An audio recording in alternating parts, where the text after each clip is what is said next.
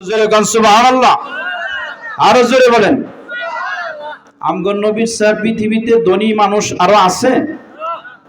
আমেরিকার প্রেসিডেন্ট পারবো? কয় কয় ভরি স্বর্ণ, কয় কেজি স্বর্ণের মালিক হয়েছে এই পৃথিবীর প্রেসিডেন্ট?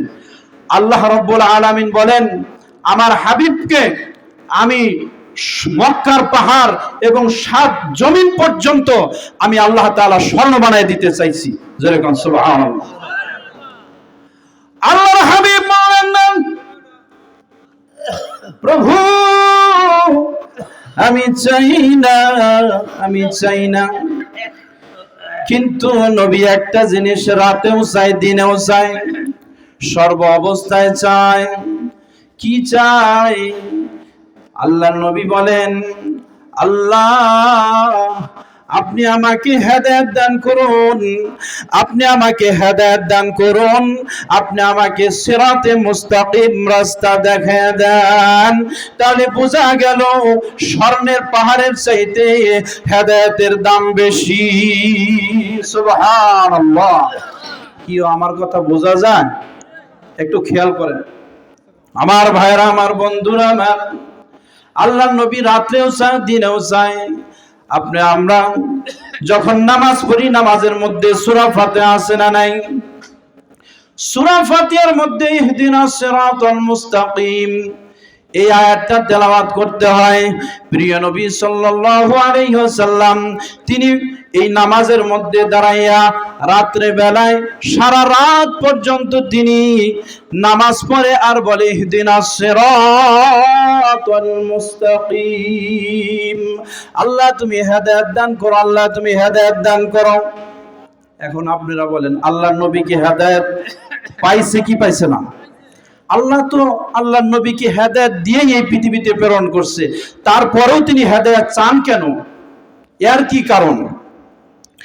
এটার আয়াতের ব্যাখ্যায় মুফাসসিরিন ইকরাম বলছেন, যখন মানুষ হেদায়েত পায়, পাওয়ার পরেও যখন আল্লাহর ইবাদত করতে থাকে, শুকরিয়া আদায় করতে থাকে, তখন আল্লাহর সঙ্গে ওই বান্দার সঙ্গে প্রেম হইতে থাকে, মহব্বত হইতে থাকে। এই প্রেমের সাগর শেষ হবে না যতদিন পর্যন্ত মৃত্যু না হয়েছে। এই প্রেমের সাগরে তার মৃত্যু ঘটিয়া যাবে, আর তার মৃত্যুটা আল্লাহ তাআলা জান্নাতের দরজা দিয়ে দিবে। একটু জোরে বলুন সুবহানাল্লাহ। সেই জন্য ভাইরা আমার, হেদায়েতের প্রয়োজন আছে না নাই? এই দুনিয়ার মধ্যে আমরা একদিন ছিলাম না, আছি, আর একদিন থাকবো না। সেজন্য ভাইরা আমার, এই দুনিয়ার থেকে ঈমান আমল ছাড়া কোনো রক্ষা নেই। আমাদের সামনে মহা বড় বড় বিপদ আসতেছে। আল্লাহ কোরআনুল কারীমের মধ্যে বলেন, ইয়া আইয়ুহান নাসু তাকু রাব্বাকুম ইন্না যালজালাতাস সাআতি শাইউন আযীম ইয়াওমা তারাউনাহা তাযহালু কুল্লু মুরদিআতিন আম্মা আরদাআত ওয়া তাদউ কুল্লু যাতি হামলিন হামলাহা ওয়া তারান নাসা সুকারা وما هم بسكارى ولكن عذاب الله شديد। হে দুনিয়ার মানুষেরা রে, এমন একটা দিন আসতেছে, তোমরা আল্লাহকে ভয় করো।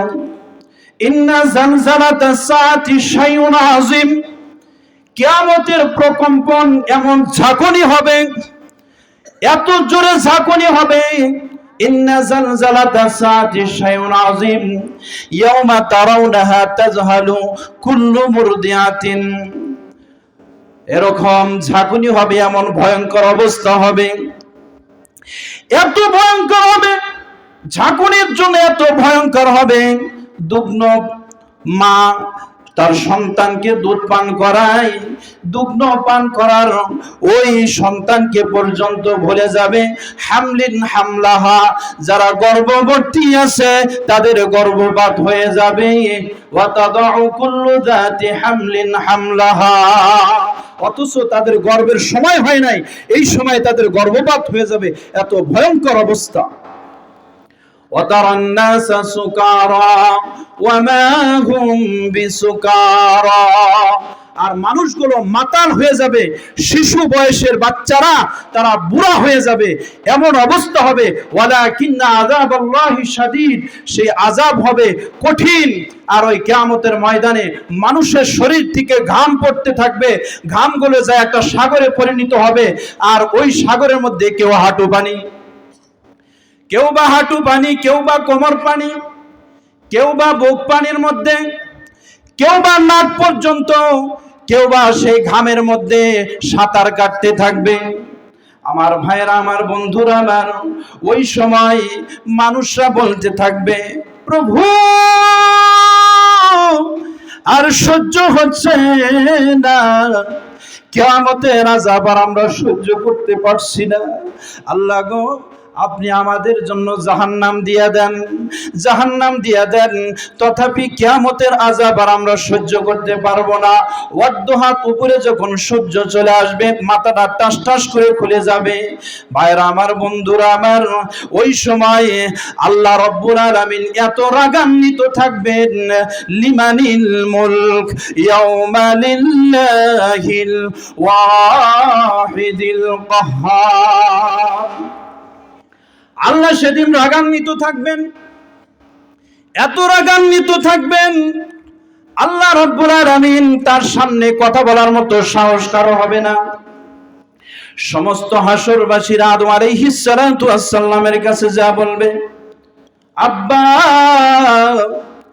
আপনি তো হলেন সর্বপ্রথম মানুষ, দেখেন না আমরা কিয়ামতের আজকে আযাব লক্ষ্য সহ্য করতে পারতেছি না, আপনি আল্লাহর কাছে বলুন, আল্লাহ তাআলা যেন বিচার আচারের কাজ শেষ করে দেয়।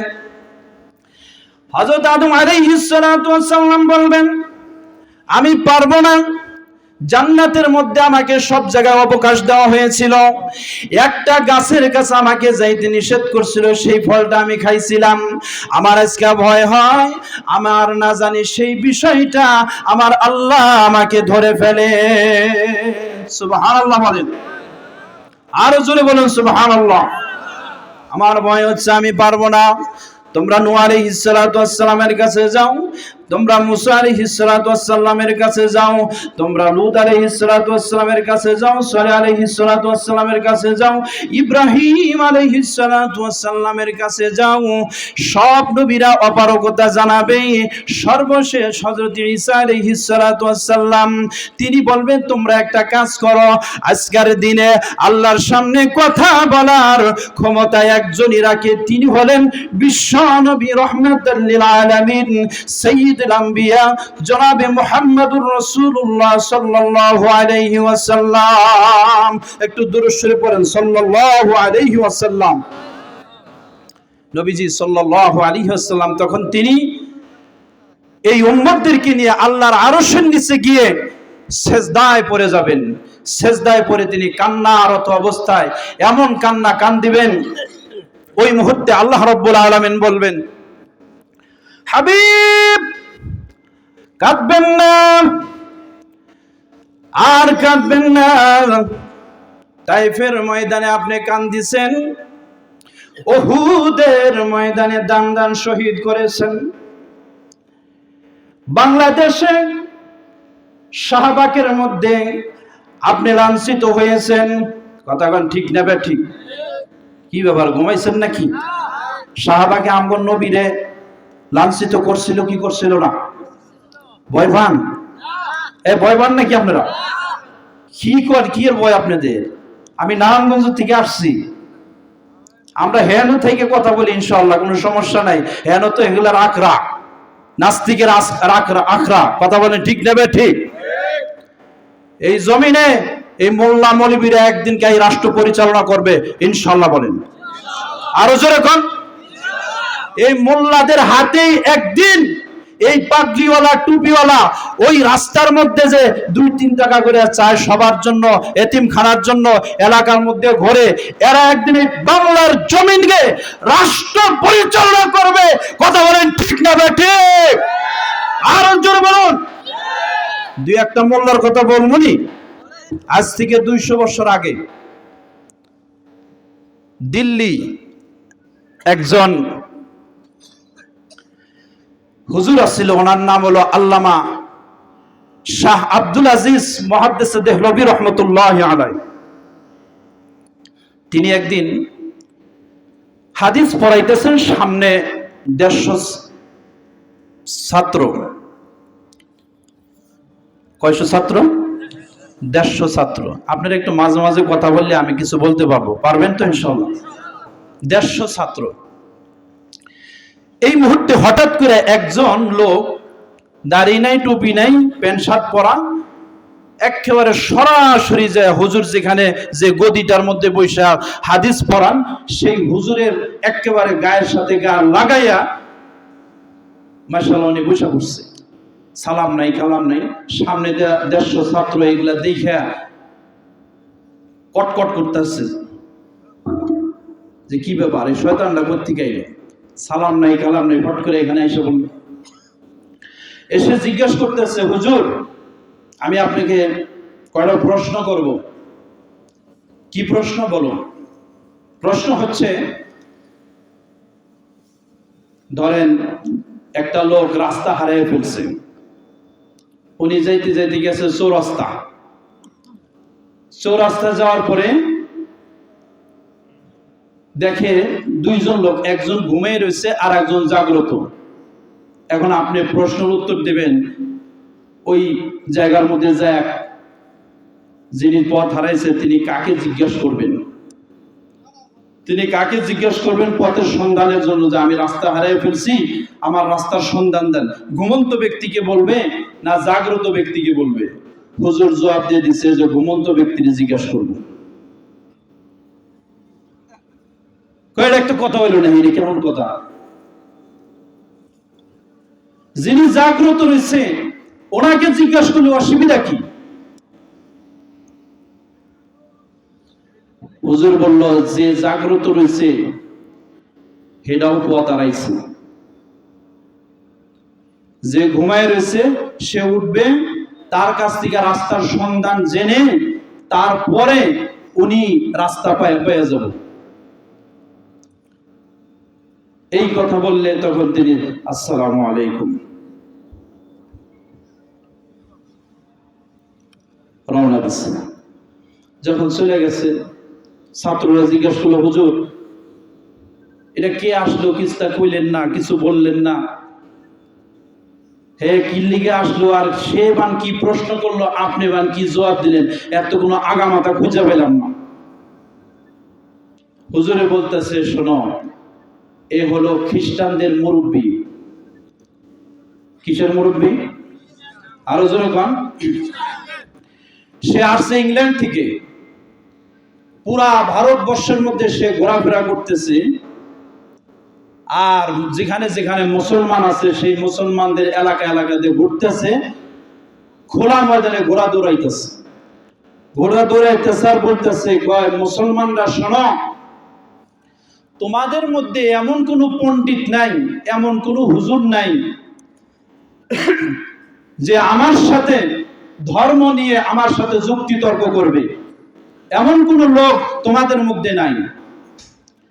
গতকালকে এক জায়গায় গেছে, যাওয়ার পরে কিছু মুসলমান আছে, তারা বলছে যে আমাদের যে শাহ আব্দুল আজিজ হুজুর আছে, এই হুজুরের লাগে কি আপনার সাক্ষাৎ হয়েছিল? ওনার লাগে কি দেখা হয়েছিল? পরে কয় না, কালকে একটু ওনার খেদমতে যাইন, আপনার আকল দাল কয়টা আছে জাম্বুরা ছাড়াই ঘুরবো। হে আইছিল, সে প্রশ্ন করছে যে ঘুমন্ত ব্যক্তিকে জিজ্ঞেস করব রাস্তার কথা, না জাগ্রত ব্যক্তিকে জিজ্ঞেস করব? তার টার্গেট, তার উদ্দেশ্য হলো গোটা পৃথিবীর মানুষ আজকে পথ হারা।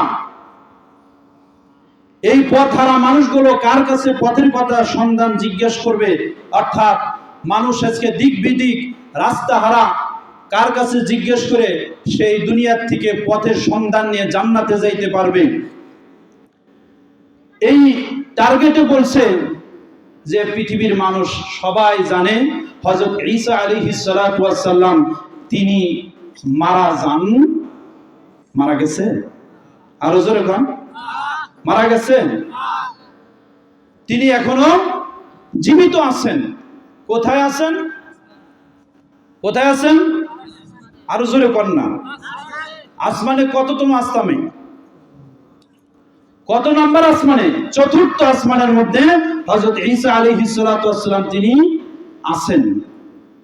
ওনার টার্গেট যে মুহাম্মদ সাল্লাল্লাহু আলাইহি ওয়াসাল্লাম পৃথিবীর সবাই জানে তিনি ইন্তেকাল করে মদিনায় ঘুমিয়ে আছেন।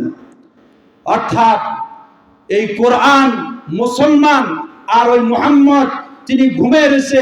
এই ঘুমন্ত ইসলাম, এই ঘুমন্ত কোরআন মুসলমান দিয়ে পৃথিবীর মানুষ সন্ধান পাইতে পারে না।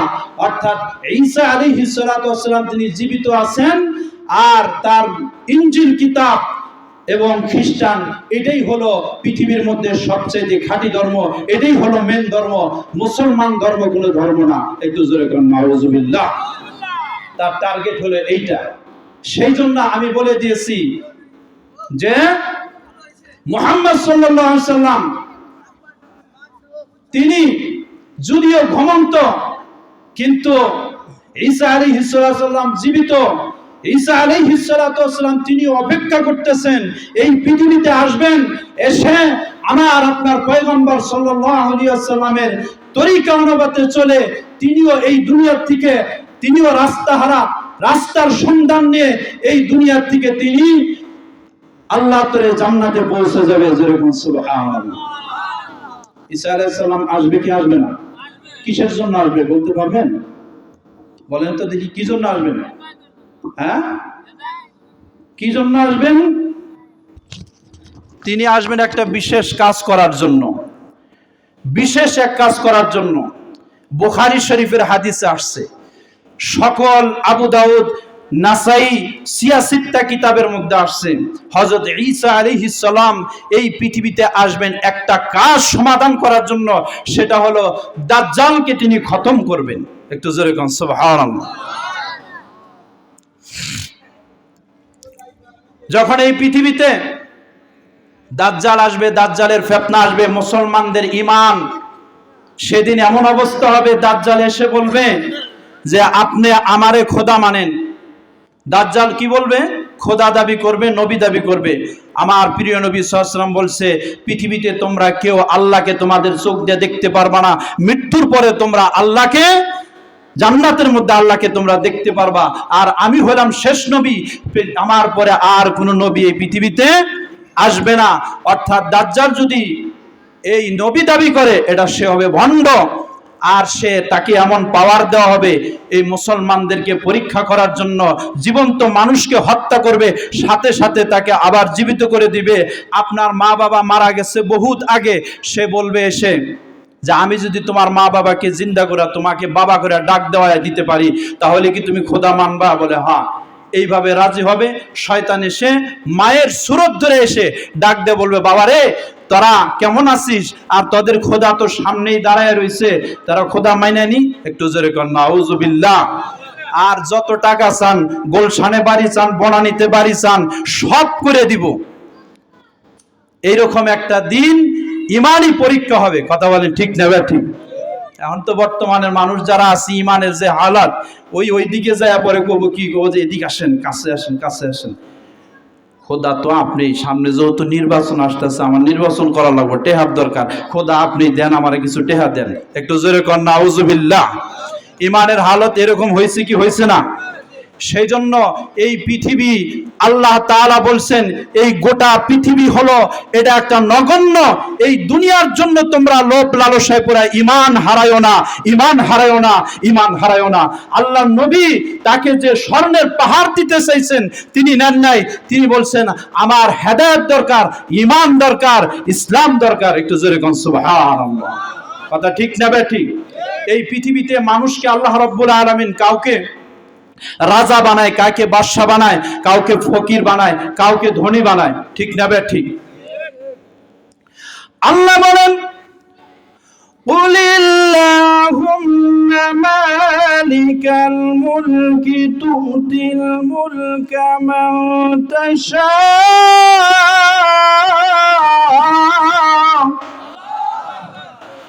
ওয়া তুইজ্জু মান তাশা وتذل من تشاء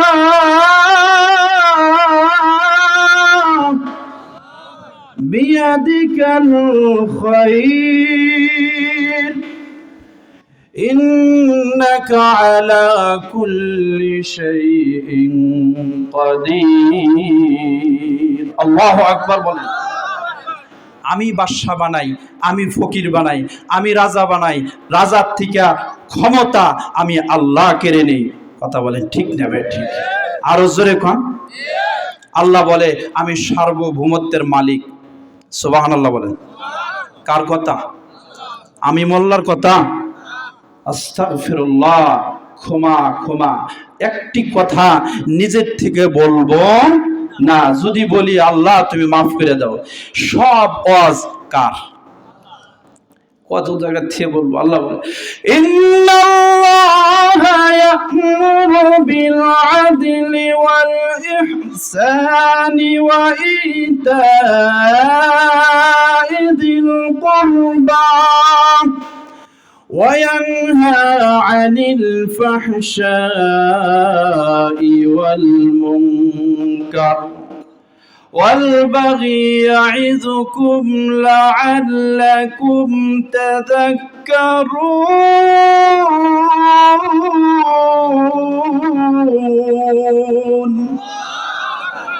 আল্লাহ বলেন আমি সব যত নিদর্শন আছে সমস্ত ওয়াজ আমি আল্লাহ তাআলা, সমস্ত ওয়াজ সমস্ত কোরআনের কথা আমি আল্লাহ। জোরে কোন সুবহানাল্লাহ, আরো জোরে বলেন।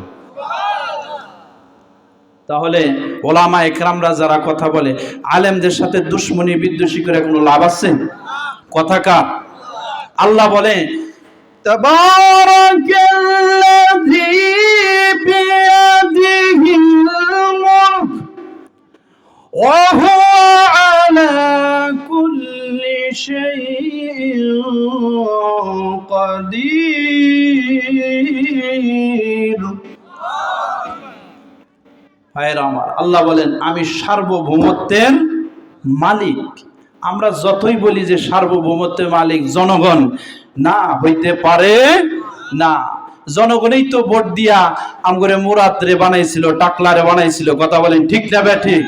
কই গেল তোমার? কই তোমার ক্ষমতা কই? কথা ঠিক না বে ঠিক? সব শেষ। সেই জন্য সমস্ত সার্বভৌমত্বের মালিককে আরো জোরে আল্লাহর নাম জোরে কর না। আলহামদুলিল্লাহ, শুকরিয়া। সেই জন্য সবকিছুর মালিক আল্লাহ। এই জন্য আল্লাহ তাআলা যে দুনিয়ার মধ্যে কাউকে বাদশা, কাউরে চাকর, কাউরে গোলাম, কাউরে এরকম কেন, কি কারণে? আমাদের মধ্যে কিন্তু এমন একটা প্রশ্ন বাবা থাকে যে ওনাকে ইঞ্জিনিয়ার বানাইলো, ওনাকে ডাক্তার বানাইলো, আমারে আলেম বানাইলো, আমারে কৃষক বানাইলো, ওনারে গরিব বানাইলো, ওনারে ধনী বানাইলো, এরকম কেন? এর কারণ হচ্ছে আল্লাহ তাআলা সব বলে দিয়েছেন যে এই দুনিয়াটা হলো একটা পরীক্ষার হল। এখানে কাউকে ধনী বানায়া তার আন্ডারে আমি চাকর নাকর বানিয়ে দিছি, তার উপরে একটা জিম্মাদারি দিছি, তুমি মানুষকে খেদমত করবা, গরিবদেরকে দেখবা, গরিবদেরকে তুমি সাহায্য করবা, যাকাত আদায় করবা। দেখি এই মালগুলা তুমি ঠিকঠাক মতো এগুলো তুমি ব্যবহার করো কিনা, এটাই তোমার পরীক্ষা। কথা ঠিক না বে ঠিক? আবার গরিব মানুষ যারা আছে তাদেরকে আল্লাহ তাআলা গরিব বানায় আল্লাহ তাআলা টেস্ট করেন যে দেখি তোমাকে যে একবেলা খাবার দেই আর একবেলা খাবার দেই না, দেখি বান্দা আমাকে তুমি ভুলে যাও কি না। এই হলো পরীক্ষার জন্য। নসেত এই দুনিয়ার কোনো মূল্য না আছে। এই দুনিয়ার স্থান কই হবো? দুনিয়াটা কিন্তু জান্নাতে যাবে না, দুনিয়াটাও যাব কোথায়? জাহান্নাম। এই দুনিয়ার কোনো লোভ লালসা, দুনিয়ার সহায় সম্পত্তির মধ্যে কোনো সুখ সফলতা কামিয়াবি নাই। একমাত্র আল্লাহর মর্জি, আল্লাহর সন্তুষ্টির ভিতরে প্রতিটি মুসলমানের সুখ শান্তি সফলতা কামিয়াবি নিহিত রেখেছে। একটু জোরে গান সুবহানাল্লাহ। কথা ঠিক না বে ঠিক? তাহলে আমরা আজকে একটা বুঝতে পারলাম, এই দুনিয়াকে আমরা 3 তালাক দিয়ে দিলাম। দুনিয়া আমাদের দরকার নাই, আমাদের একটাই দরকার, সেটা হলো আখিরাত। কথা ঠিক না বে ঠিক? ভাইরা আমার, যে কথা বলতেছিলাম, এই ইনজিল কিতাব এই খ্রিস্টান, সে বলতেছিল যে খ্রিস্টান ধর্ম, আপনি বলেন ওই ইনজিল কিতাবটা কার উপরে নাজিল হয়েছে? আরো জোরে কোন? হযরতে, রংপুরে এক জায়গায় যা বললাম যে ইনজিল কিতাব কার উপরে নাজিল হয়েছে, কয়টা আমগো জেনারেল এর সাথে উপরে নাজিল হয়েছে। বিপদে আসছিলাম যে আবার কোনটা নাতে কোনটা কইয়া লাগবে। ইনজিল কিতাব কার উপরে নাজিল হয়েছে? হযরতে ঈসা আলাইহিস সালাতু ওয়াস সালাম। 200 বছর আগে দিল্লি একটা মসজিদ আছে, এই মসজিদটার নাম হলো শাহী জামে মসজিদ। আপনারা এখনই যদি মোবাইলে সার্চ দেন মসজিদটা বের হবে। এই মসজিদের মধ্যে 1.5 লক্ষ মুসল্লি একসাথে নামাজ পড়তে পারে। একটু জোরে কোন সুবহানাল্লাহ। আজকে সেই মসজিদে আজ থেকে 200 বছর আগে 50,000 মুসল্লি নামাজ পড়ছেন। নামাজ শেষে 2 জন খ্রিস্টান তারা দাঁড়ায় গেছে নামাজের শেষে শাহী মসজিদের সামনে, বলতেছে, ও মুসলমানেরা, আমরা 2 জন খ্রিস্টান আসছি, আমরা চ্যালেঞ্জ করতে চাই এই পৃথিবীর মধ্যে আর অন্য অন্য কোনো ধর্ম থাকার কোনো প্রয়োজন নাই। গোটা পৃথিবীর মধ্যে মুসলমান আর খ্রিস্টান তাদের মধ্যে মারামারি হচ্ছে। আমরা চাইতেছি যে এই মারামারির দরকার নেই, ধর্ম একটাই থাকবো। আমরা এই ইনজিল কিতাব নিয়ে আসছি, এই কিতাবটা সামনে মসজিদের সামনে একটা আগুনের ব্যবস্থা করছি, এই আগুনের মধ্যে আমাদের এই ইনজিল কিতাবটা ছেড়ে দিব, আর আপনাদের যে মুসলমানের কোরআন আছে এটাও সামনে ছেড়ে দিবেন। দিলে যেটা পূর্বে বোঝা গেল ওই ধর্ম মিথ্যা ধর্ম, আর জাগর গ্রন্থ পূর্বে না। যদি ইনজিল কিতাব না পড়ে তাহলে বোঝা গেল ইনজিল তথা খ্রিস্টান ধর্ম এটাই সত্য। আপনারা সবাই ইনজিল কিতাবের অর্থাৎ খ্রিস্টান ধর্ম গ্রহণ করবেন। আর যদি আপনাদের কোরআন যদি না পড়ে তাহলে আমরা খ্রিস্টানরা যারা আছি সবাই গিয়ে আমরা মুসলমান হয়ে যাব।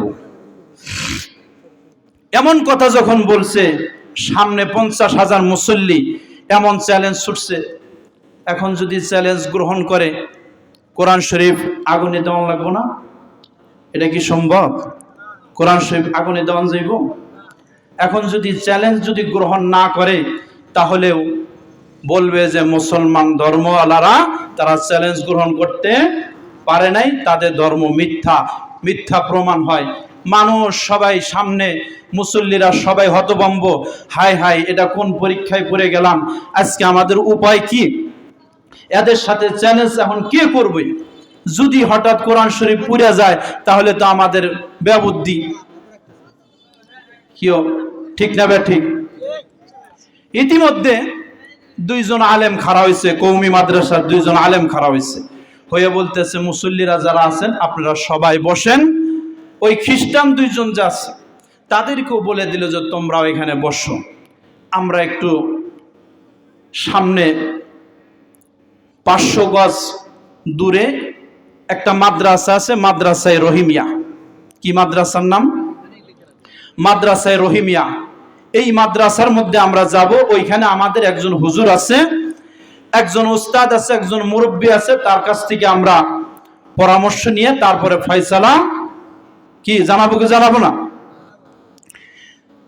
তেনারা গেলেন, যাওয়ার পরে ওখানে শাহ আব্দুল আজিজ মুহাদ্দিস দেহলভী রহমতুল্লাহ আলাইহ তিনি বসে আছেন। হুজুর এই অবস্থা, 2 খ্রিস্টান এসে খাড়া হয়ে রয়েছে, চ্যালেঞ্জ গ্রহণ না করতে পারলে সমস্যা আছে, এখন কি করা যায় বলুন। হুজুরে একটু চোখটা বন্ধ করলেন, আওয়াজ দিয়ে কোন সুবহানাল্লাহ, আরো জোরে কোন। একটু চোখটা বন্ধ করলেন, 2 মিনিট মুরাকাবা করলেন।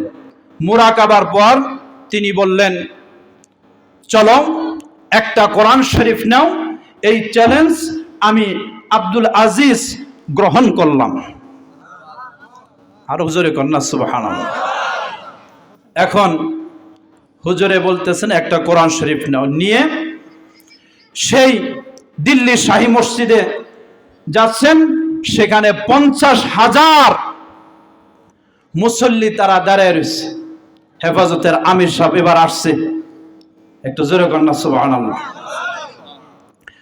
যখন আল্লামা আব্দুল আজিজ দেহলভী রহমতুল্লাহ আলাইহি ওই দিল্লি শাহী মসজিদের সম্মুখে যেই মাত্র গেছে, যাওয়ার সাথে সাথে 50,000 মুসল্লিরা একসঙ্গে তাকবীর দিয়া আকাশ বাতাস একেবারে মুখরিত করে ফেলেছে। আপনারা এই কয়জন হবেন? হেরা তাকবীর দিছে কয়জনে?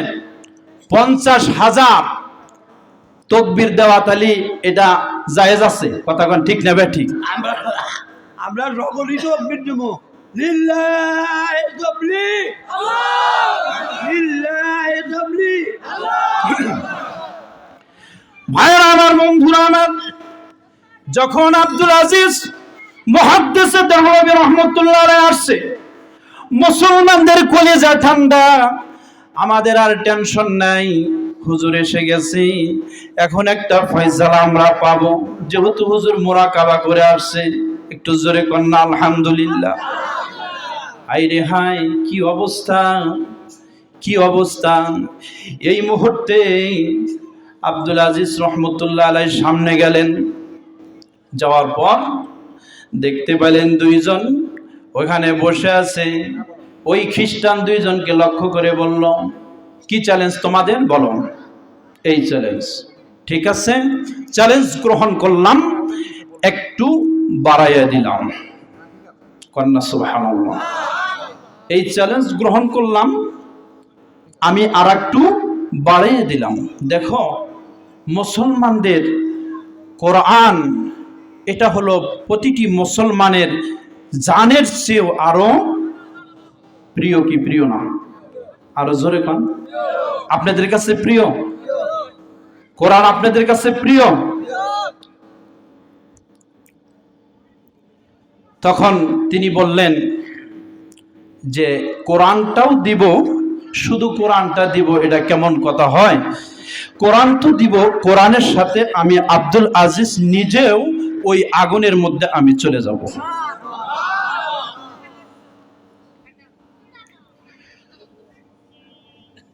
এখন সমস্ত মুসলমানরা, 50,000 মুসলমান, তারা বলে, হুজুর আপনি কেন যাবেন? আপনি যদি চলে যান আগুনে, তাহলে কাদিয়ানীদেরকে অমুসলিম ঘোষণা করব কেডা? কোরআনের জন্য জীবন দিতে হলে আমরা তো আছি। একটু জোরে করুন আল্লাহ। কোরআনের জন্য যদি জীবন দিতে হয়, 50,000 মুসল্লিরা আমরা দাঁড়ায় আছি, কোরআনের জন্য জীবন দিতে হলে আমরা দিব। আপনি কেন দিবেন? আমরা দিব। হুজুর বলেন 50,000 জানের দরকার নাই, কোরআনের জন্য জীবন লাগবে মাত্র কয়টা? আরো জোরে কোন। একটা জীবন লাগবে। তখন সমস্ত মুসল্লিরা বলতেছে, হুজুর আমরা জীবন দেওয়ার জন্য রাজি আছি, আপনি দিবেন না? আমরা হইলে কইলাম নিজে, কারি সব বুড়া হইছে, ওনারই দিয়ে দিই। কথা কন ঠিক না বেঠ? আমরা যদি আমির সাহেব হইতাম, এ কয়ে দিলাম নিজে, দিয়ে দেন ওই হুজুর, খামার পাইকু সমাজ হুজুর আছে, একটা হুজুর দিয়ে দেন। কথা কন ঠিক না বেঠ? ঠিক। হুজুরে বলে না, আমি কোরআনের জন্য, আমি কোরআনের ওয়াজ করি, কোরআনের বয়ান করি, কোরআনের জন্য যারা জীবন দিতে পারবে তারা সৌভাগ্যবান, তারা শহীদি মর্তবা। শহীদদের জন্য কোনো কবরের আযাব নাই, সওয়াল জবাব নাই। যারা শহীদ, যারা মৃত্যুবরণ করবে, কোরআনের জন্য জীবন দিবে, যারা শাহাদত বরণ করবে, মৃত্যুবরণ করাদেরই সঙ্গে সঙ্গে তাদেরকে আল্লাহ রাব্বুল আলামিন সবুজ ডানা দিয়ে দিবে। সবুজ ডানা নিয়ে জান্নাতের মধ্যে ঘুরতে থাকবে। আর আল্লাহ রাব্বুল আলামিনের আরশের নিচে বড় বড় প্রদীপ থাকবে। পাখিরা যেমন ভাবে উঠতে উঠতে উঠতে উঠতে গাছের মধ্যে মাঝে মাঝে বসে, শহীদরা তারা জান্নাতের মধ্যে উড়বে, উঠতে উঠতে আল্লাহর আরশের নিচে সেই ওই সমস্ত প্রদীপের মধ্যে মাঝে মাঝে বসবে। যেরকম আল্লাহ রাব্বুল আলামিন মাঝে মাঝে জিজ্ঞাসা করবে, ও শহীদিরা রে, কি তোমাদের প্রয়োজন? আল্লাহ সব পেয়ে গেছি, আমাদের কোনো কিছু দরকার নাই। আল্লাহ তারপরও পিরাপিরি করবে, বল বান্দা কোনো কিছু দরকার আছে কিনা? ওই শহীদি ব্যক্তিরা বলবে, প্রভু গো, আমাদেরকে আবারও দুনিয়ার মধ্যে প্রেরণ করুন, আপনার জীবন দিব, আপনার দ্বীনের জন্য, কোরআনের জন্য জীবন দিব, আবার শহীদ হব, এটাই আমাদের জন্য চাওয়া পাওয়া। একটু আল্লাহু আকবার, আর জোরে আল্লাহু আকবার। একটু আল্লাহর নামে জিকির করেন, লা ইলাহা ইল্লাল্লাহ।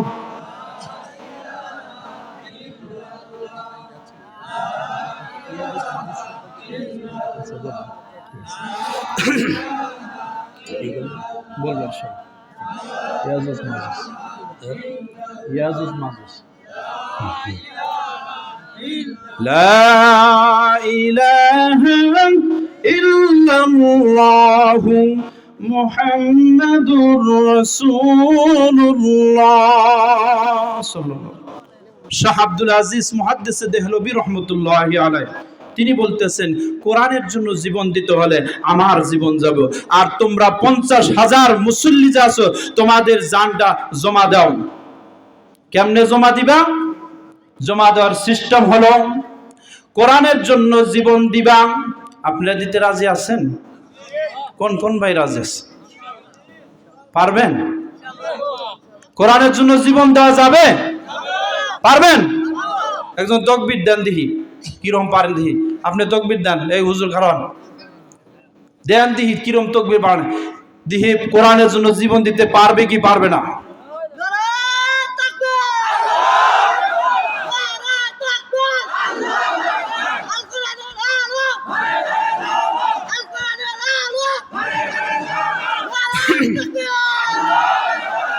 মাশাআল্লাহ। এইরকম তাকবীর থাকতেও তারপরে আমাদের দেশে নাস্তিকরা কোত্থেকে এসে আমি খুঁজেই পাইতেছি না। কথা বলেন ঠিক নেবে ঠিক? এবার শাহ আব্দুল আজিজ মুহাদ্দিস দেহলভী রাহমাতুল্লাহ আলাইহি তিনি বললেন, আমি যাব। তখন বলতেছেন যে ঠিক আছে। এখন ওরা যে দুইজন আছে বসেছে, তোদের কাছে ইনজিল কিতাব যে আছে এটা কি তোদের জানের চেয়ে প্রিয় প্রিয় না? বল। হ্যাঁ হ্যাঁ হুজুর, প্রিয় প্রিয় প্রিয়। তো প্রিয় হইলে তাহলে তুই খালি ইনজিল কিতাবটাই আগুনের মধ্যে পড়বি গেলিয়া, তখন মধ্যে থেকে একজন আয়, সিলেটি ভাষায় কথা কন লাগে, তাহলে এরা মাতে না, কি করে না, মানে কোনো কথা বলে না। তার লগে দিয়ে 50,000 যারা খাড়া হয়েছে, হুজুর ইন্না কথা টথা বাদ দেন, খালি অর্ডার দিয়ে আলাম কামাইরা হালাই। আরে তোরা মাথা গরম করিস না, চুপ করে থাক, দেখি কি উত্তর দেয় শুনি। কথা কন ঠিক না? ঠিক। মাথা গরম করে কোনো কাজ করা যাব?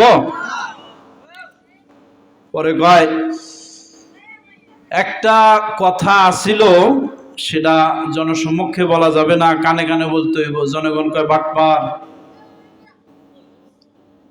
কয় কানে কানে যতই বলুক আমি তো তাদেরকে পরে প্রকাশ করেই দিব। হ্যাঁ বলুক, দেখি কি উত্তর দেয়, নিয়ে আসুক, তাদেরকে জানা ধরা সব ভয়। চুপ করে বসো তোমরা।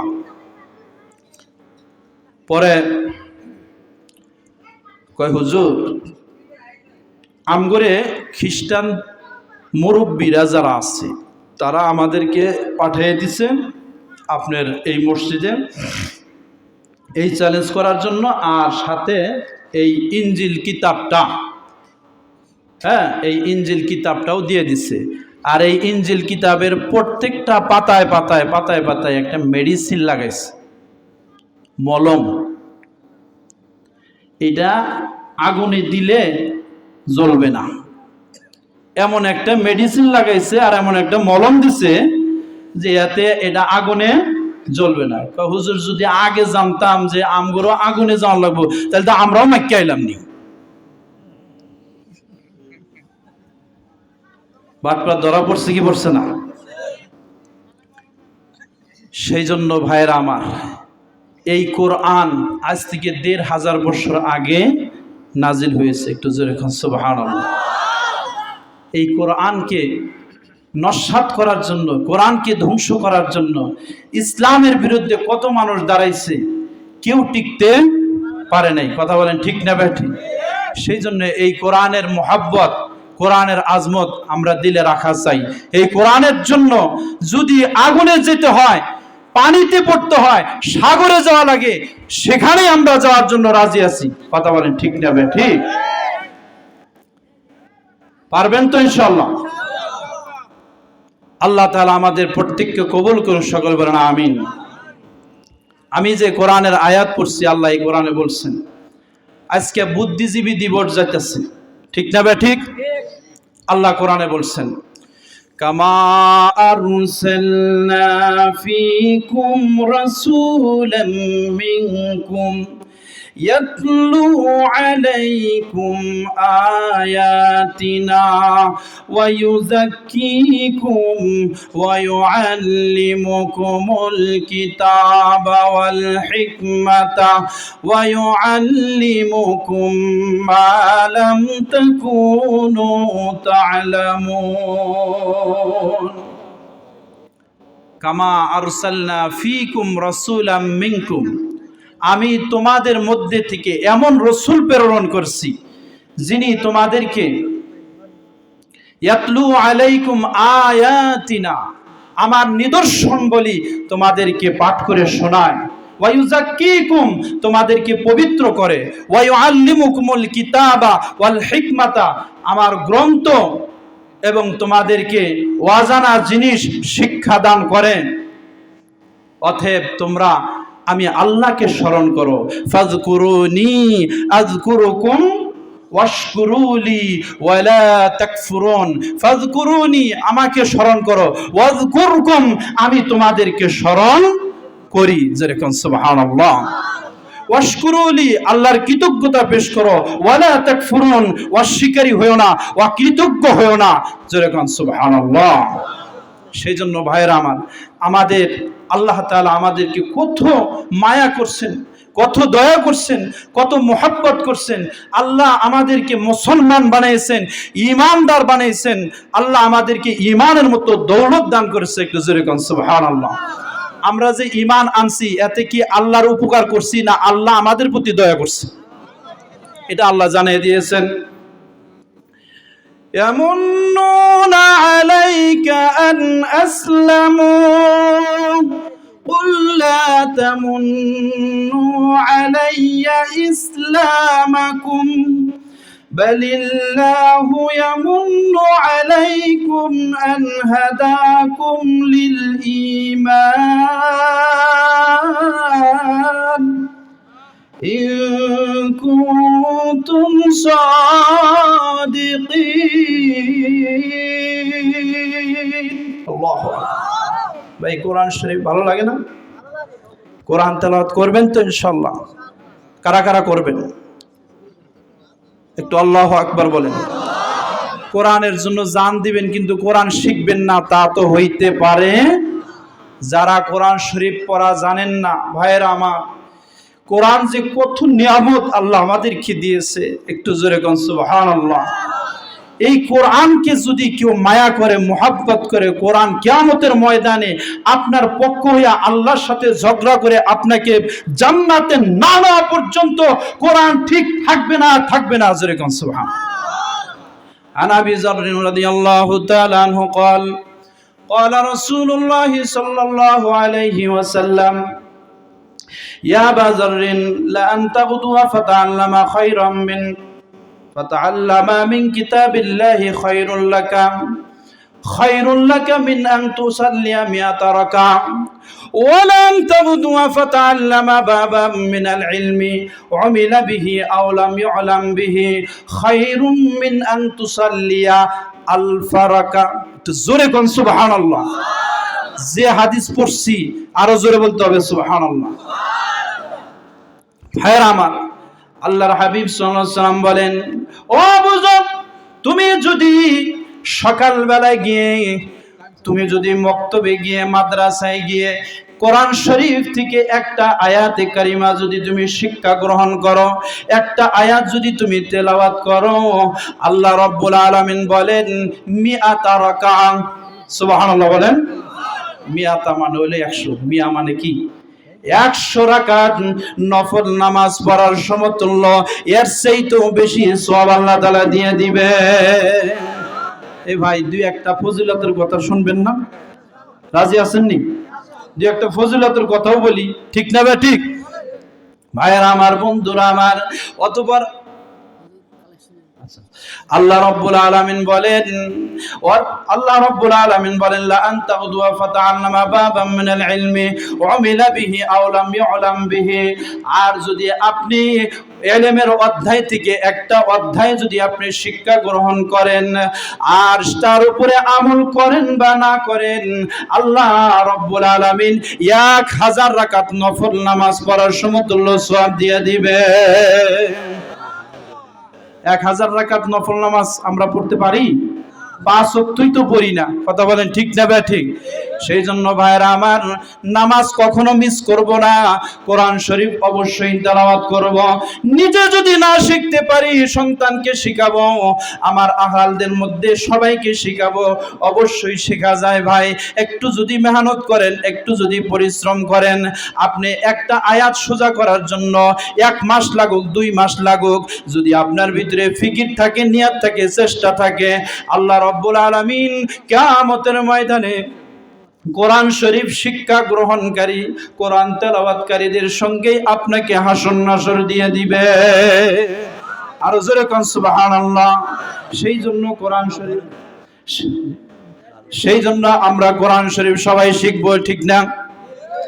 আমার ভাইরা আমার, বন্ধুরা আমার, আল্লাহর হাবিব সাল্লাল্লাহু আলাইহি ওয়াসাল্লাম হাদিসের মধ্যে জানিয়ে দিয়েছেন, যে ব্যক্তি কোরআন শরীফ পড়বে, প্রতিদিন তেলাওয়াত করবে, আল্লাহ রাব্বুল আলামিন বলেন আমি ওই বান্দাকে দুনিয়ার মধ্যে কোনো জায়গায় বেইজ্জতি করব না। যেরকম সুবহানাল্লাহ। কোরআন হলো সবচেয়ে বড় নিয়ামত। আমার ভাইরা, এই কোরআন আমরা মাদ্রাসায় আমাদের বাচ্চা কাচ্চাদেরকে শিখাবো, নিজেরাও শিখবো। যদি আমরা না জানি, কোরআনকে মুহাব্বত করব, ধীরে ধীরে তেলাওয়াত করব, আর ছোট ছোট সূরাগুলা সেগুলো আমরা তেলাওয়াত করব ইনশাআল্লাহ। আরো জোরে কোন, একটু কালেমা পড়েন, লা ইলাহা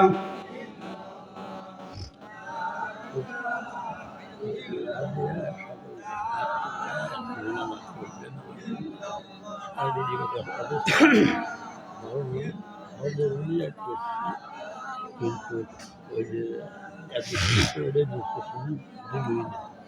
তখন আমার শেষ হয়ে গেছে।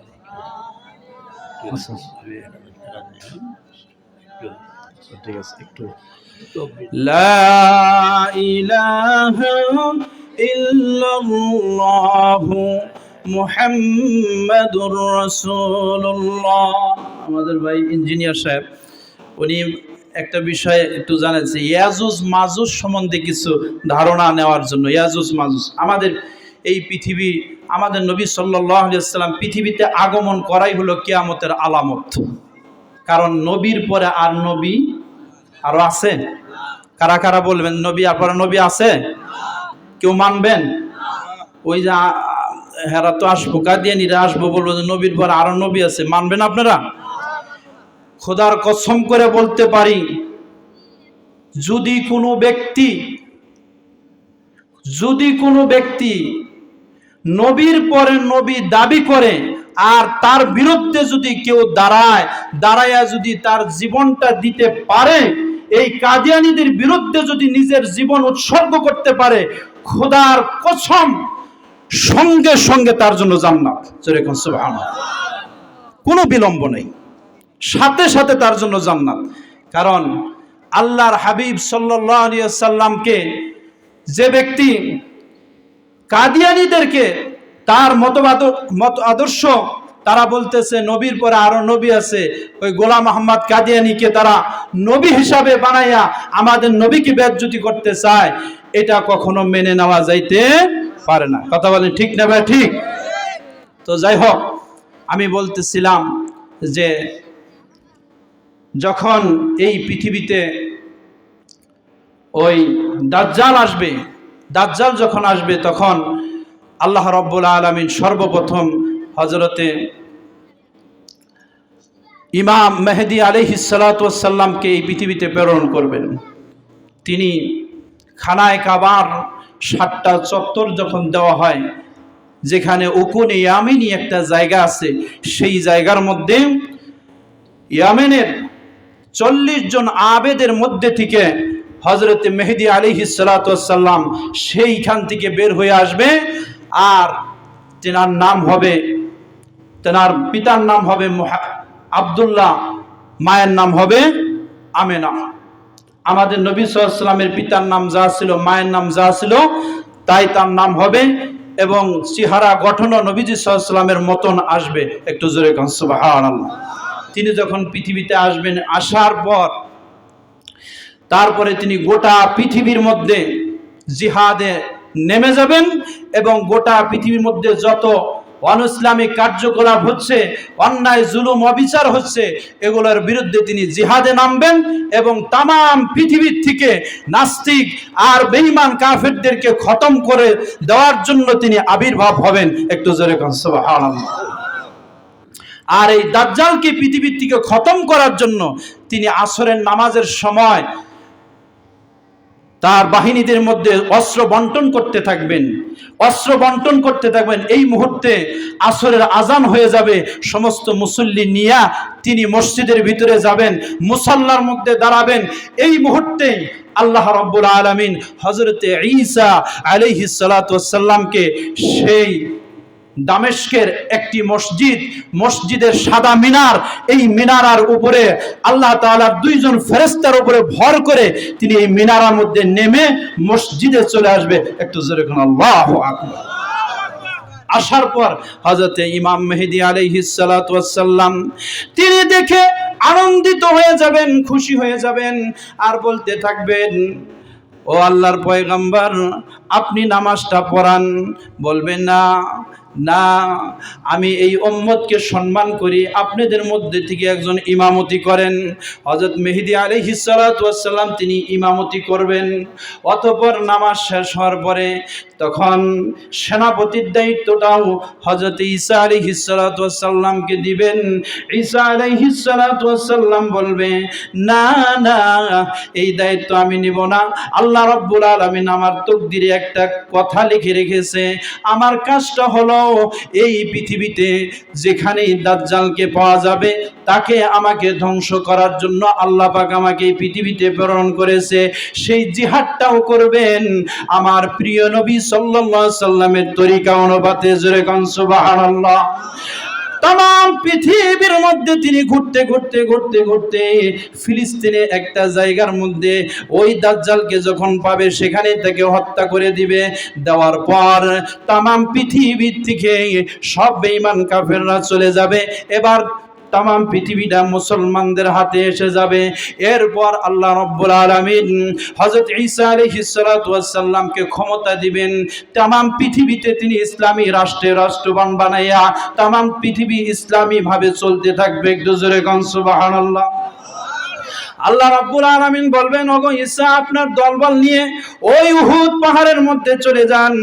উহুদ পাহাড় নয়, যে পাহাড়ের মধ্যে হযরত মুসা আলাইহিস সালাতু ওয়াস সালাম আল্লাহর সঙ্গে কথা বলছেন, সেই পাহাড়ে আপনি চলে যান। সেই পাহাড়ে চলে যাবেন।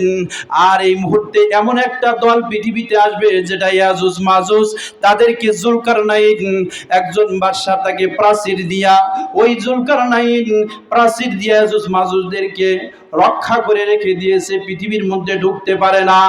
22টা, তাদের মধ্যে 22টা গোত্র আছে, তার মধ্যে থেকে 21টা গোত্রকে জুলকারনাইন বাদশা তাদেরকে আবদ্ধ করে রেখেছে। যখন হযরত ঈসা আলাইহিস সালাতু ওয়াস সালাম তুর পাহাড়ে চলে যাবেন, তুর পাহাড়ে যাওয়ার পর ইয়াজুজ মাজুজ এই পৃথিবীর মধ্যে এসে এমন ভাবে তাণ্ডব চালাবে, গোটা পৃথিবীর মধ্যে এভাবে মানুষকে হত্যা করবে। হত্যা করতে করতে তামাম পৃথিবীতে 1 ফিট বা কিছুক্ষণ পর পর ঘন ঘন লাশ দিয়া তামাম পৃথিবীটা ভরে যাবে। এরপর আল্লাহ রাব্বুল আলামিন ইয়াজুজ মাজুজকে ধ্বংস করে দিবেন। তারপর হযরত ঈসা আলাইহিস সালাতু ওয়াস সালামকে নির্দেশ করবে, এখন আপনি পৃথিবীর মধ্যে যান। আসার পরে দেখতে পাবে গোটা পৃথিবী শুধু লাশ আর লাশ, আর গোটা পৃথিবীটা একেবারে গন্ধে ভরে গেছে। আল্লাহ রাব্বুল আলামিনের কাছে দোয়া করবেন, প্রভু এই পৃথিবীতে আর থাকার উপযুক্ত নাই, সারা পৃথিবী শুধুমাত্র খালি লাশ আর লাশ, এখানে আমরা কেমনে থাকবো? আল্লাহ রাব্বুল আলামিন একগুলা পাখি প্রেরণ করবেন। ওই পাখির গলাটা হবে উটের মতো, আর ওই পাখিগুলো এসে একটা করে লাশ ধরবে, ধরে ধরে নিয়ে সাগরে ফেলা দিবে। তারপর রক্তের গন্ধ থাকবে, আল্লাহ তাআলা ভারী বর্ষণ করে তামাম পৃথিবীটাকে পরিষ্কার করে আবার মানুষ থাকার উপযুক্ত বানিয়ে দিবে। জোরে কোন সুবহানাল্লাহ। এরপর আল্লাহ রাব্বুল আলামিন কিছুদিন পর্যন্ত ঈসা আলাইহিস সালাতু ওয়াস সালাম সহ তামাম পৃথিবীতে মানুষরা ইসলামী ভাবে চলতে চলতে ওই সময় এমন একটা অবস্থা হয়ে যাবে, যেমন একটা গাবি সে আজকেও বিয়েতে পারে, একদম সময় এসে গেছে, তার বিয়ানের সময় হয়ে গেছে, যে কোনো মুহূর্তে গর্ভপাত হইতে পারে, আজকেও হইতে পারে, কালকেও হইতে পারে। ঠিক এমন একটা মুহূর্ত হয়ে যাবে, দুনিয়াটা এখন গায়েব হয়ে যাবে, আর থাকবে না। ওই সময় আল্লাহ রাব্বুল আলামিন উত্তর থেকে একটা বাতাস প্রবাহিত হবে, সেই বাতাসের দ্বারাই মুমিনদের বুগলের নিচে একটা রোগ হবে, সেই রোগের দ্বারাই তামাম পৃথিবীর মানুষ যত মুসলমান আছে সবাই ইন্তেকাল করবে। তারপরে শুধুমাত্র জালেম আর তামাম পৃথিবীতে বেঈমান কাফের মুনাফিকরা থাকবে। ওই সময় আল্লাহ রাব্বুল আলামিন হঠাৎ করে একদিন ওই পশ্চিম আকাশের মধ্যে একটা সূর্য উদিত করিয়া দিবে, আর ওই আগের রাত্রটা এমন হবে, রাত্রটা বিশাল বড় হয়ে যাবে, রাত্র পোহাতে যাবে না, মানুষ বেহুশ হয়ে যাবে। তারপর যখন সূর্যটা উদিত হবে, সূর্য যখন উদিত হবে তখন পশ্চিম দিক থেকে উদিত হবে, মানুষরা বলতে থাকবে হায় হায়, মনে হয় দুনিয়াটা আর থাকবে না, মানুষ ভয়ঙ্কর হয়ে যাবে, ভয় লেগে যাবে। তখন মানুষ কালেমা পড়তে থাকবে, মানুষ মুসলমান হইতে থাকবে, তওবা করতে থাকবে। আল্লাহ রাব্বুল আলামিন জানিয়ে দিয়েছে আর কোনো ইসলাম গ্রহণ করালে কোনো কাজ হবে না, আর কোনো তওবা কবুল করা হবে না, কারণ পশ্চিমের দিকে একটা তওবার দরজা আছে, সেই তওবার দরজাটা হলো 70,000 বছরকার রাস্তা। যেদিন থেকে সেই পশ্চিম আকাশে সেই সূর্যটা উদিত হবে, সেদিন থেকে তওবার দরজা আল্লাহ বন্ধ করে দিবে। এরপরে যতই মুসলমান তওবা করুক আর তওবা কবুল হবে না। এরপরে আল্লাহ তাআলা রব্বুল আলামিন হযরত ইসরাফিল আলাইহিস সালাতু ওয়াস সালামকে আল্লাহ তাআলা নির্দেশ করবেন এই দুনিয়াকে ধ্বংস করে দেওয়ার জন্য। এই জন্য ভাইরা আমার, বন্ধুরা আমার, সামনে আরো বড় বড় বিপদ মুসিবত, কিয়ামতের মুসিবত যখন সিংহায় ফুৎকার দিবে, তামাম পৃথিবীটা মানুষরা সব ভয়ঙ্করে আত্মনাদ হয়ে কলিজা ফেটে যাবে। দ্বিতীয় ফুৎকারে আসমান জমিন ভেঙে যাবে, পাহাড়গুলো তোলার মতো উঠতে থাকবে। তৃতীয় নাম্বার যে ফুৎকারটা দিবে, দেওয়ার সাথে সাথে সমস্ত মানুষগুলো কিয়ামতের ময়দানের দিকে দৌড় মারবে। আর ওই কিয়ামতের ময়দানে এমন হালাত হবে, আল্লাহ রাব্বুল আলামিনের দয়া ছাড়া, মায়া ছাড়া, রহমত ছাড়া, আল্লাহর আরশের ছায়া ছাড়া কোনো ছায়া থাকবে না। ওই আরশের নিচে দয়া রহমত পাওয়ার জন্য বাবা এই দুনিয়ার মধ্যে আল্লাহ রাব্বুল আলামিনের সাথে দয়া লাগাইতে হবে। কথা বলেন ঠিক না ঠিক? আল্লাহ রাব্বুল আলামিন বলেন আমি আমার বান্দার উপর রহমত করি। ওই খানায় কাবা বরাবর উপরে একটা মসজিদ, ওই মসজিদটা হলো বাইতুল মামুর, ওইটা হলো ফেরেশতাদের কাবা, আমাদের কাবা হলো খানায় কাবা। আল্লাহ রাব্বুল আলামিন দুনিয়ার মধ্যে যখন কোনো রহমত দেয়, বরকত দেয়, সর্বপ্রথম ওই বাইতুল মামুর মসজিদে, ওই মসজিদ থেকে তারপর আল্লাহ রাব্বুল আলামিন খানায় কাবার মধ্যে দেয়। এই খানায় কাবার থেকে তামাম পৃথিবীতে যত মসজিদ আছে, ওই মসজিদের যে মিম্বর আছে, যেখানে ইমাম সাহেব নামাজ পড়ায়, ওই জায়গার মধ্যে সর্বপ্রথম রহমত আসে, তারপর দ্বিতীয় কাতার, প্রথম কাতারে, তারপর দ্বিতীয় কাতারে, এইভাবে কাতারে কাতারে রহমত বরকত আল্লাহ দিতে দিতে এলাকার মধ্যে এবং সমস্ত দুনিয়ার মধ্যে রহমত ছড়ায়া যায়। সেই জন্য দয়ার ভাইরা আমার, মুহাব্বতের ভাইরা আমার, এই মসজিদের সাথে যদি আমরা দয়া লাগাই, আল্লাহ আমাদেরকে দয়া করবে কি করবে না? আরো জোরে বলেন। সেই জন্য ভাইরা আমার, দুনিয়াটা কিছুই না। আমি যে মসজিদের মধ্যে আছি, এই মসজিদের মধ্যে আমি যতদিন থেকে আছি মাত্র চার বছরের মতো হবে। এর মধ্যে আমি ওই মসজিদের মধ্যে শুধু শুক্রবার জুমার নামাজের বয়ানের মাধ্যমে গত বছর এই রমজানের সময় আমার মসজিদের মোতাওয়াল্লি নারায়ণগঞ্জ কোর্টের অ্যাডভোকেট জনাব আরমান হোসেন জনি সাহেব, একজন ইয়ং ছেলে, একেবারে একজন যুবক, এইরকম একজন ছেলে মানুষ এমন বেড়াগিরি দেখাইছে। আগে অনেক কমিটির লোকেরা আসছিল, টাকা মাইরা খাইছে, আছে না নাই? টাকা মাইরা খাবি না কমিটি আছে? আপনাদের এলাকায় নাই, আমি কিন্তু আপনাদের এলাকার কথা বলছি না, আমারে মাফ করবেন। এই এলাকার মানুষ আমি জানি, এরা সবাই স্বচ্ছ, আলহামদুলিল্লাহ, আল্লাহ শুকর। না আসলেই না, আমি খুব অত্যন্ত সবাই কাজ করেন। মসজিদের মধ্যে আরো কমিটি ছিল, বড় বড় অনেক লোক ছিল, কিন্তু মসজিদের কোনো উন্নয়ন হয় না। টাকা ওঠে, জনগণ টাকা দেয়, কিন্তু উন্নয়ন হয় না। আল্লাহর বান্দা ওই জনি আরমান হোসেন জনি, আল্লাহ তাআলা তাকে জান্নাত নসিব করুক, অ্যাডভোকেট নারায়ণগঞ্জ কোর্টের, আরো কত উকিল তার পিছে পিছে ঘুরে, কোনো উপায় নাই, হাইকোর্টের উকিল পর্যন্ত তার সাথে লাইন লাগা রাখে। আল্লাহ দেখেন কিভাবে কবুল করছে, একটু জোরে কন্যা সুবহানাল্লাহ। মসজিদের সাথে লাইন লাগালে কোনো অভাব থাকে? আল্লাহর বান্দা যেখানে যায়, নারায়ণগঞ্জে, ঢাকায়, যেখানেই কোনো একটা মাহফিলের মধ্যে যায়, এমন কোনো মাহফিল নাই যেই জায়গার মধ্যে 20,000, 50,000, 30,000 খালি বলতে দেরি, দিতে দেরি নাই, মনে হয় আল্লাহর সাথে সে বিকাশ খুলে নিচ্ছে। জোরে কোন সুবহানাল্লাহ। এই জন্য আল্লাহর পথে যারা হবে, আল্লাহ তার জন্য রাস্তা খুলে দিবে, ঠিক না ভাই? ঠিক। সেই জন্য ভাইয়ের আমার, এমন ছেলে, মানুষ তো মনে করতেছে সামনে মনে হয় সে ইলেকশন করবো, চেয়ারম্যান মেম্বারই হয়তো বা ইলেকশন করতে পারে, কিন্তু সে বলে না, আমার কি দরকার আছে, আমি আল্লাহর জন্য করতেছি। কথাক্ষণ ঠিক না বেঠ? এমন একটা লোক আপনাদের এই গ্রামেও ছিল, লোকটা থাকতে আমরা বেশি কদর করি নাই, জনাব আলহাজ এম এ মতিন সাহেব, মরহুম জনাব আলহাজ এম এ মতিন সাহেব। কথা বলেন ঠিক না বেঠ? ঠিক।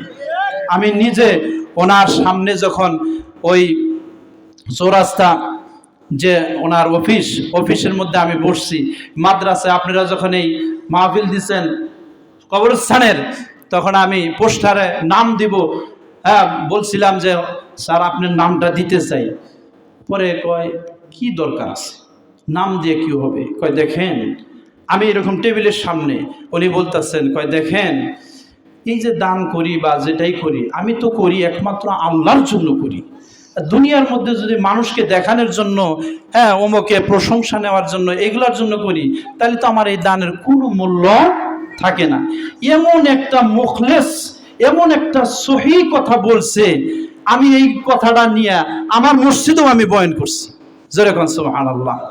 আমার মসজিদে প্রায় আমি ওনার জন্য দোয়া করি, আল্লাহ তুমি তার কবরটাকে নূরে নূরান্বিত করে দাও, আল্লাহ তার কবরটাকে জান্নাতের ফেরদাউস বানায় দেন, সকল বলেন আমিন। আর এই প্রতিষ্ঠানটাকে আল্লাহ তাআলা কবুল করুন, সকল বলেন আমিন। এখানকার ওস্তাদদেরকে আল্লাহ কবুল করুন, সকল বলেন আমিন। ভাইরা আমার, এটা নজিরা এই হাসরের ময়দানে, কিন্তু এটাই হবে। মানুষ আমল করলে কোনো আমল লোক দেখানো ভাবে করা যাবে না। কথা কোন ঠিক না? ঠিক। সেই জন্য ভাইরা আমার, আমি মসজিদের জন্যই আর কাল বিলম্ব করবো না, আমি অনেক এত লম্বা আলোচনা করলাম না। আচ্ছা, লোকমান হাজী সাহেব আসছে? আসে নাই? আলহামদুলিল্লাহ। আমার প্রাণের ভাই, কত মোহাব্বত ছিল, একসাথে কত খানা খাইছি। উনি তো আমারে মানে স্পেশালি মাঝে মাঝে দাওয়াত দিত, হাজী লোকমান হাজী সাহেব। কথা বলে ঠিক তবে ঠিক। মাঝে মাঝে ওনার হুজুর আইসা বলেন আজকে আম আছে, হ্যাঁ আজকে দুধ আছে, এরকম বলতো। আল্লাহ আল্লাহ তুমি জানে কত সুস্থতা দান করবেন, আমিন। সর্বপ্রথম আমার উস্তাদ তুল্য এবং আমার মিতার আব্বাজান জনাব কারি সাহেব, উনি 1000 টাকা দিয়েছে। উনি শারীরিকভাবে অসুস্থ, দিনের খেদমত বহুত করছে। আল্লাহ তার খেদমতগুলা কবুল করুক এবং আল্লাহ তাআলা তাকে জানেগত সুস্থতা দান করুক, হায়াতে তয়্যিবা নসিব করুক। একটু জোরে বলেন লিল্লাহি তাকবীর, নারায়ে তাকবীর, জোরেই বলেন নারায়ে তাকবীর। জনাব ইহসান হোসেন কারি সাহেব 1000 টাকা কবুল হোক, কবুল হোক। 1000 টাকা আল্লাহ তুমি কবুল করো, মঞ্জুর করো রব্বুল আলামিন। আল্লাহ তুমি তাকে জানগত সুস্থতা নসিব করে দেন, জানগত সুস্থতা নসিব করে দেন, মা বাবার গুনাহ মাফ করে দেন। আল্লাহ তার সন্তানাদি তার খানদানে যারা যারা কবরে, আল্লাহ প্রত্যেকের কবর আযাব মাফ করে দেন, আমিন। জুয়েল ভাই আছে, আচ্ছা আপনারটা সিরিয়াল পরে। এখন আসবো জনাব আলহাজ লোকমান হাজী সাহেব। জনাব আলহাজ লোকমান হাজী সাহেব 3000 টাকা। ও আমার মসজিদের তো ওই কথা বাদ দিছি, কয় হাজার টাকার কাজ করছে এটা তো কই নাই, কে মনে আসেনি? এই 4 বছরের ভিতরে 20 লক্ষ টাকার কাজ হয়েছে। একটা মাহফিলও দেই নেই। শুধু শুক্রবারের জুমার নামাজের সময়, জুমার সময় একটা বয়ান হয় না, হুজুররা বয়ান করে কিনা, এই বয়ান করছি। সেই বয়ানের মধ্যে এমন দিন হয়েছে নগদ কালেকশন করছি হলো 1 লক্ষ টাকা। জানালা যেটি লাগে এক সপ্তাহের মধ্যে উঠে গেছে। আমার মসজিদে পর্যাপ্ত পরিমাণ জানালা, প্রচুর পরিমাণে জানালা, সবগুলা থাই গ্লাস, এগুলো উঠে গেছে। একটু জোরে বলুন আলহামদুলিল্লাহ। জনাব আলহাজ লোকমান হাজী সাহেব 3000 টাকা। আল্লাহ তুমি কবুল করো, মঞ্জুর করো, দানের বদলা দান দাও, লক্ষ লক্ষ কোটি কোটি টাকার মালিক বানায় দাও। আল্লাহ তার মা বাবার কবর আযাব মাফ করে দাও রব্বুল আলামিন। আয় আল্লাহ হায়াতে তয়্যিবা নসিব করে দাও রব্বুল আলামিন। যতদিন পর্যন্ত বেঁচে থাকবি আল্লাহ তুমি নেক আমল করার তৌফিক দিয়ে দাও।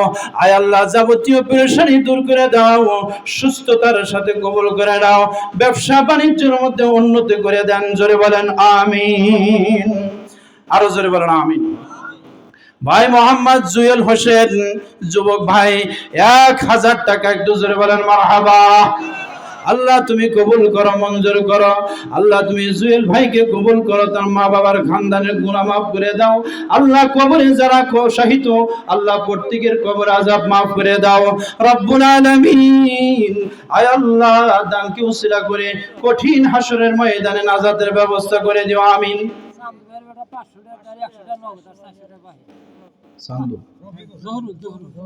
জহুরুল ইসলাম ভাই 500 টাকা, 100 নগদ, বাকি 400 টাকা। আল্লাহ তুমি কবুল করো, মঞ্জুর করো। আমার ভাইয়েরা, আমি কিন্তু এখনো পর্যন্ত আপনাদের কাছে আমি চাইতে পারি নাই, চাওয়ার একটু সুযোগ দিবেন। আমি মুসাফির আজকে কিন্তু বাবা আমার কোনো কথা না, আমার দোয়া কবুল হবে এটা আল্লাহ রসুলের কথা। মাজলুমের দোয়া, মুসাফিরের দোয়া আল্লাহ কবুল করে, মা বাবার দোয়া আল্লাহ তাআলা কবুল করে। মা বাবার খেদমত করবা রে বাবা, ঠিক কিনা? মা বাবার কখনো ছাড়বা না, মা বাবার সাথে যেন কখনো বেয়াদবি না হয়। মা বাবার সাথে বেয়াদবি করলে উপায় থাকবে না। এটা কি দিল? এটা ওই গাদার নাম জানি কি? লোকমান ভাই মোহাম্মদ জামাল হোসেন 1000 টাকা নগদ। আল্লাহ তুমি কবুল করো, মঞ্জুর করো। আল্লাহ তুমি জানো তোমার বান্দা কোন নিয়াতে দান করেছে। আল্লাহ তুমি জানো কত সুস্থতা নসিব করে দাও, দানের বদলা দান দাও, কোটি কোটি টাকার মালিক বানায় দাও। খানদানে যারা কবর আছে কবর আযাব মাফ করে দাও। আল্লাহ খানায় কাবা না জিয়ারত করা পর্যন্ত আল্লাহ তুমি মৃত্যু দিও না, আমিন। আমিন বলেন, আরো জোরে বলেন আমিন। আরেকজন ভাই মোহাম্মদ লোকমান হোসেন 1000 টাকা, জোরে বলেন মারহাবা। আল্লাহ তুমি কবুল করো, মঞ্জুর করো। আয় আল্লাহ যে উদ্দেশ্য দান করেছেন এক মাকাসাদ গুলো পূরণ করে দেন। নাম কি? ভাই মোহাম্মদ রুবেল হোসেন 1000 টাকা নগদ, একটু জোরে কোন আলহামদুলিল্লাহ। মা বাবার জন্য দোয়া চাইলেন। আয় আল্লাহ এই মুহূর্তে ওই রুবেল ভাইয়ের মা বাবার কবর আযাব মাফ করে দাও আল্লাহ, আমিন ও আমিন। দানকারীদের জন্য তুমি আল্লাহ জামিন।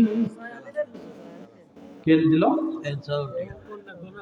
ইনসাফ মাতবার নাকি? এদিকে আসেন, মুসাফা তো হয় নাই কে? আল্লাহ তুমি কবুল করো, মঞ্জুর করো। ভাই মোহাম্মদ ইনসাফ মাতবর সাহেব, আল্লাহ তুমি কবুল করো। সবাই ভালো আছে? আলহামদুলিল্লাহ, শুকরিয়া। আল্লাহ তুমি মা বাবার কবর আযাব মাফ করে দেন।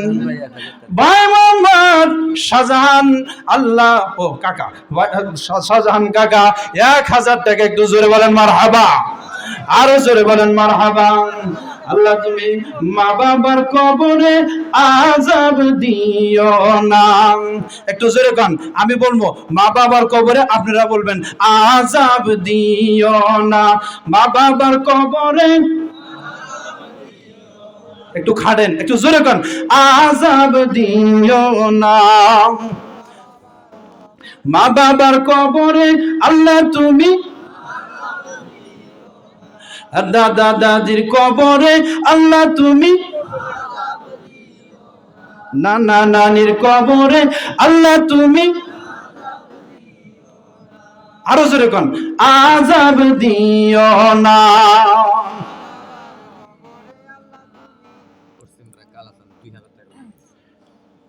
পশ্চিম পাড়ান কালাসান ভাই 2000 টাকা লেখাইলেন। আল্লাহ তুমি কবুল করো, মঞ্জুর করো। আল্লাহ তুমি মা বাবার কবরের আযাব তুমি মাফ করে দাও। আয় আল্লাহ যে নিয়তে দান করেছে আল্লাহ সকল জায়েজ মাকাসাদ পূরণ করে দেন। আমি আপনাদের কাছে, আমার মা বোনেরা ওখানে আছেন, আপনাদের কাছেও উদারত আহ্বান জানাইছি। আমি একজন আজকে মুসাফির অবস্থায় আসছি, আল্লাহর ঘরের জন্য জান মাল দিয়া যতটুকু পারেন ইনশাআল্লাহ আজকে দান করবেন। আপনাদের জন্য দোয়া হবে। যে নিয়তে দান করবেন আল্লাহ তাআলা আপনাদের নিয়তকে কবুল করেন।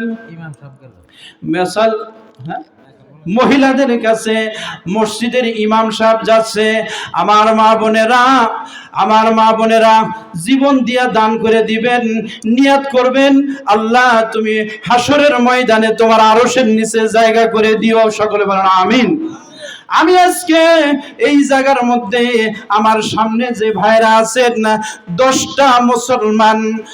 জন মুসলমান ভাইয়ের কাছে আমি একটা আবদার করব, একটা নিয়ত করে আল্লাহর কাছে দোয়া করব। সবাইকে নিয়ে প্রধান বক্তা এসেও দোয়া করবে, আমি মুসাফির আজকে দোয়া করব। ভাইরা আমার, আমি একটা আবদার করব, বেশি লম্বা করব না, বেশি বড় বানাবো না। 10টা লোকের কাছে আমি, আচ্ছা তাহলে বলেন, আমি দিচ্ছি। বলে দাও। এখন আমাদের সুযোগে দু চারটি কথা বলবেন।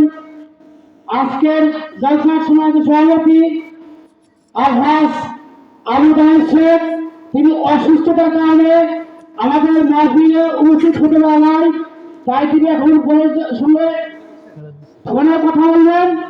আমরা কিছু শুনি তার কথা।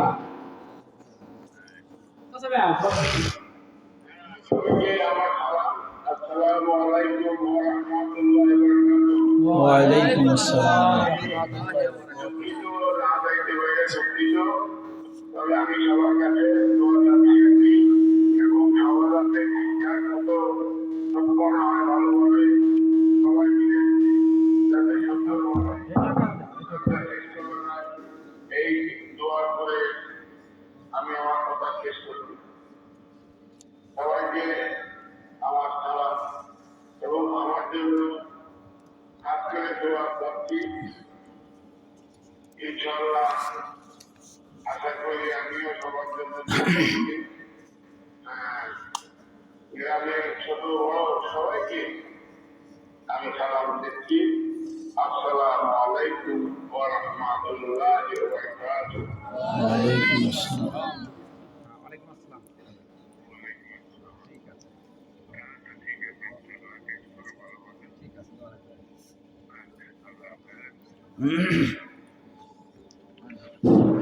ভাই মোহাম্মদ রফিকুল ইসলাম, আপনাদের আজকের মাহফিলের সম্মানিত আলহাজ জনাব আবু তাহের সাহেব অধ্যাপক, তিনি আপনাদের সামনে দোয়া চাইলেন। আল্লাহ তাআলা তাকে হায়াতে তৈবা নসিব করুক, সকলে বলেন আমিন।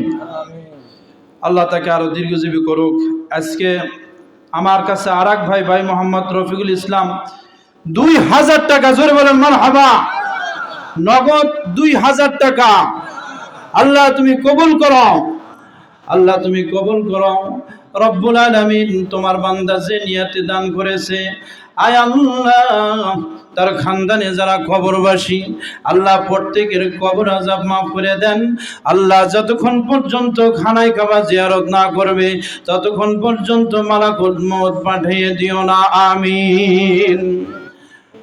আমার ভাইয়েরা, আমার 10 জন ভাইয়ের কাছে আমি 5000 করে টাকা নগদ এবং বাকি, নগদ এবং বাকি, যারা নগদ পাবেন নগদ দিবেন, আর যত পারেন বাকি রেখে হলেও আমি 10 জন ভাইয়ের কাছে আজকে মুসাফির অবস্থায় 5000 টাকা করে 10 জন ভাইয়ের কাছে আমি চাচ্ছি। আমিরুল ইসলাম ভাই 500 টাকা, আমার আর এক ভাই দিয়েছেন 500 টাকা। আল্লাহ তুমি দানকে কবুল করো, মঞ্জুর করো। এই 10 জন ভাইয়ের মধ্যে সর্বপ্রথম আল্লাহর কোন পেয়ারা বান্দা আছেন, আমি একজন বান্দাকে দেখতে চাই। সর্বপ্রথম বলবেন আমি 5,000 টাকা মসজিদে দান করব। জীবনে কত টাকা কত দিকে যায়, 5,000 টাকা আজকে দান করব। আমরা সকলে মিলে 2টা হাত তার জন্য উঠে আমরা দোয়া করব। আল্লাহ যেন আপনাকে এই 5,000-এর বিনিময় আল্লাহ তাআলা যেন 5 কোটিরও বেশি টাকার মালিক বানায় দেয়, সকলে বলেন আমিন। আল্লাহ যেন আপনার জীবনের গুনাহ মাফ করে দেয়, এই জন্য আমরা সকলে প্রাণ খুলে দোয়া করব। ওই সৌভাগ্যবান আল্লাহর কোন পেয়ারা ওই বান্দাটা আছেন, আশারায়ে মুবাশশারা 10 জন সাহাবী ছিলেন, তার জন্য একজন ভাই দাঁড়াবেন যে আমি 5,000 টাকা দিব। নগদে যা পারেন 2,000 পারেন 3,000 পারেন দিবেন, আর বাকিটা রেখে দিবেন, পরবর্তীতে দিয়ে দিবেন। এমন আমার কোন পেয়ারা বান্দা ভাইটা আছেন, সর্বপ্রথম বলবেন যে আমি 5,000 টাকা দিব। এইখানে সবাইকে নিয়ে একটু হাতটা উত্তোলন করব। আমার কোন ভাই আছে একটু মেহেরবানি করে বলুন। আমাদের কাছে এখানে লিখে দিয়ে গেছে, দাওয়াত করছিলাম অতিথিবৃন্দরা, তাদের মধ্যে হতে কিছু লোক আমাদের কাছে দিয়ে গেছেন। জনাব মোহাম্মদ আব্দুর রাজ্জাক পার পাইকোষা 1,000 টাকা, মোহাম্মদ কবিরউদ্দিন ছোট হামকুরিয়া 500 টাকা, আলহাজ শামসুল হক মাস্টার 500 টাকা, মোহাম্মদ শওকত হোসেন দোকানদার বাগবাড়ি 1,000 টাকা,